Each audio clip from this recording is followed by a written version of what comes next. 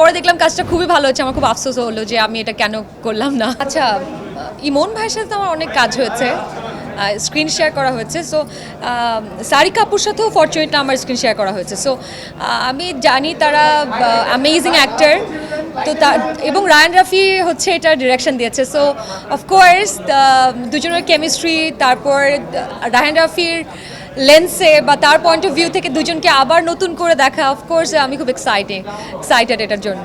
আমাদের কেমন যেন হয়েও কাজ হয় না, কয়েকটা কাজই হয়েছিল, মানে কথা হয়েছিল, কিন্তু লাস্ট মুমেন্টে যে ওটা হয়নি।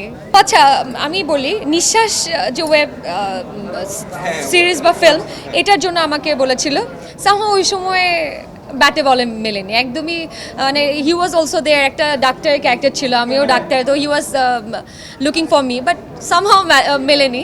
বাট পরে দেখলাম কাজটা খুবই ভালো হচ্ছে, আমার খুব আফসোস হলো যে আমি এটা কেন করলাম না। নারী হিসেবে তো অনেক জায়গায় অনেক বাধা বিপত্তির শিকার হয়েছি, ওইটাই আর কি বলতে চাচ্ছিলাম যে নারী হিসেবে না দেখে যদি শুধু মানুষ হিসেবে ট্রিট করা যেত তাহলে খুব স্বস্তির হতো। মানে শুধু এই সমাজ কিছু জায়গায় আমাদেরকে একদমই শুধু নারী হওয়ার কারণে, জেন্ডার ডিসক্রিমিনেশনের কারণে কিছু অসুবিধায় ফেলে। হ্যাঁ, আমরা বলবো না যে শুধু অসুবিধা পাই, নারী হিসেবে সুবিধাও পাই, বাট এই অসুবিধাগুলো যদি একটু নিউট্রালাইজ করা যায় তাহলে আমাদের জন্য একটু আরাম হয় বাঁচতে।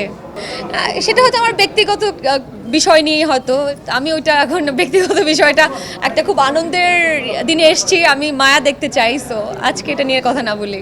কি মানে করছি তো কাজ, খুব বলার মানে বড় কিছু বলার মতো এখনও করছি না, গতানুগতিক যেগুলো করছিলাম সেগুলোই করছি, বাট হ্যাঁ বড় কিছু অপেক্ষা করছি। খুবই পরিপূরক সম্পর্ক।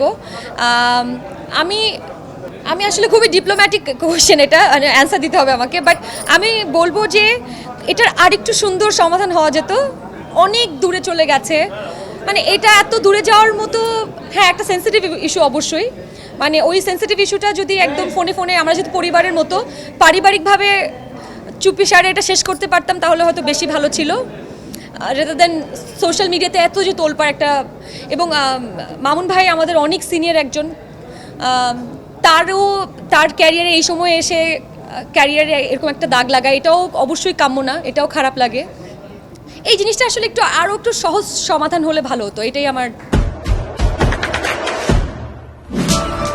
দেশে দেশে সবার সাথে দ্য নিউজ।